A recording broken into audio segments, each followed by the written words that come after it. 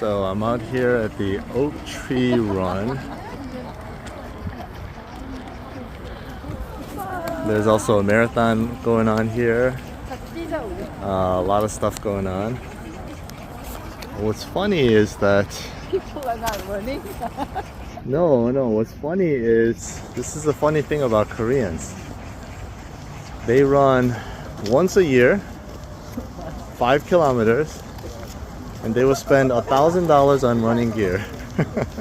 They'll buy the best shoes, fitness trackers, heart rate monitors,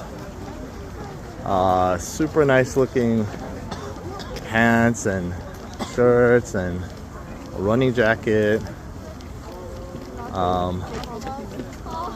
It's a really strange thing. When Koreans start a hobby, they spend like $2,000-3,000 on the best gear, 아니, 왜 그래? and 안 then 그래. use it like once a year. Sweetie. And then I have friends who are jiu-jitsu black belts who have been training for like 20 years. They could, they train like 10 to 15 hours every week. They train hard, and they have like 10-year-old gis that are ripping apart. So it's a little interesting to me. I think the psychological idea, principle, or phenomenon with this is that when you're doing something and it gets hard, your mind starts thinking about everything else, right? And it's really hard. It takes a lot of training to stop doing that and focus on the task at hand, and to push through, to have perseverance and patience and discipline and stay on task. It's really hard, and most people just can't do it. So instead of just running hard, running well, okay, maybe I can motivate myself by buying this $500 heart rate monitor. I think that's the principle. But if you can do that, if you can concentrate, then you just don't feel a need for all the other stuff, right? You just, they might even be distractions, so you just want to focus and concentrate on what you're doing. So this idea of, or phenomenon of being able to focus and concentrate, I think it takes a lot of willpower, but I also think it's an effort thing, right? But it's also a skill. I think you get better at it. And the one thing too is that there are levels to it, right?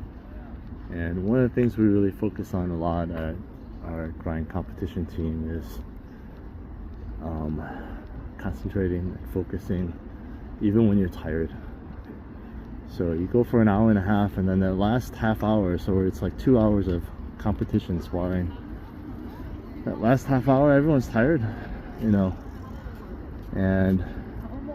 we'll all kind of cheer each other on. Coach walking around saying anybody can do well when they're full of energy, and you have to be able to perform and hit your techniques and fight well even when you're completely exhausted, right? That's what the finals of the world, the mundials, and that's what your competition matches are going to be like.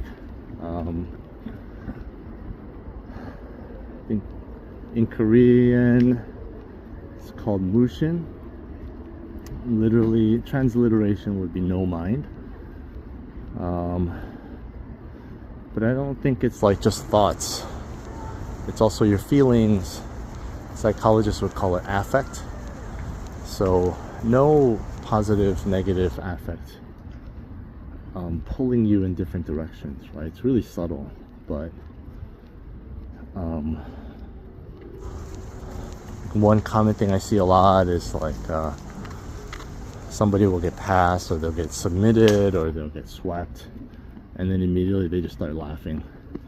And that's fine, you know, if you're flow rolling or if you're just working on stuff, totally fine. But imagine someone doing that in competition. I think everyone kind of frown on it, right? Because why? Because you're not really concentrating. You're not in the moment. You're responding and reacting to your own negative affect. Oh, I fucked up. I'm embarrassed. So I'm gonna make myself feel better by laughing about it, right? And that's not concentrating. You know, when you're fully concentrating, there's no thought, there's no feeling, there's nothing. It's just you and whatever it is, the activity that you're doing. If you watch any professional sport at the highest levels, one thing you'll notice is that the reaction, the movements and the reactions, the overall pace is unbelievably fast. Right? If you watch jiu-jitsu, especially at the lighter weights, and they're doing 5 different things within a 1-second window. Watch like the UFC, MMA guys, especially at the lighter weights. It's unbelievably fast. The thing is, the TV actually slows it down, I think, because when I watch stuff live, it's crazy. It's just so fast. Can't see anything. I remember when I was a kid and I went to my first NBA game, and I had like really close to, you know, front side seats, so I could see like everyone, and I was amazed. Things were happening so quickly. One guy's bringing up the ball, and I'm thinking, oh, what's he gonna do? And by the time I'm finishing that thought, the play's over. He's already passed it, and then alley-oop and a dunk. It's like, it happens in the blink of an eye. You can't really, but you can't perform at that level, at that speed, when you're thinking, or when you're feeling, or when you're like stuck in the past on that play you just messed up, right? You have to be fully in the moment, fully concentrated, and it's definitely something I've gotten better at. I didn't even know it existed, but I've gotten better at it. What I'm working on now is actually trying to switch it on at will.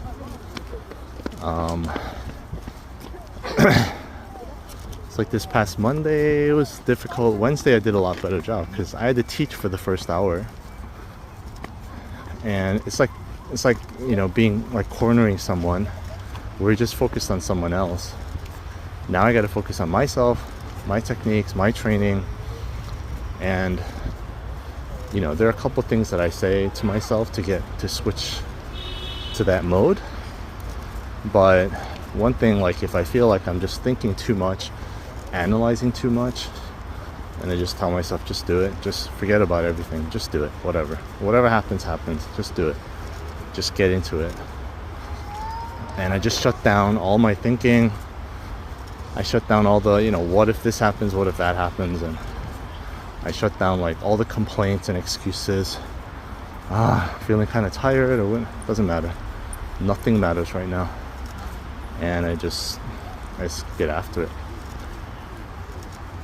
And when I do that, I feel like I'm 80% there. After the first second spar, then I'm like 90% there. And then in the middle of like my 4th or 5th spar, I'll just black out. I don't remember what's happened. I can't recall afterwards, and that's where I know I'm really there. Like I'm near 100%, just pure jiu-jitsu, pure movement, just really concentrated. Right? It's a fascinating thing. It's one of the most interesting things for me in competition or in competition training, is like learning how to get there and being there.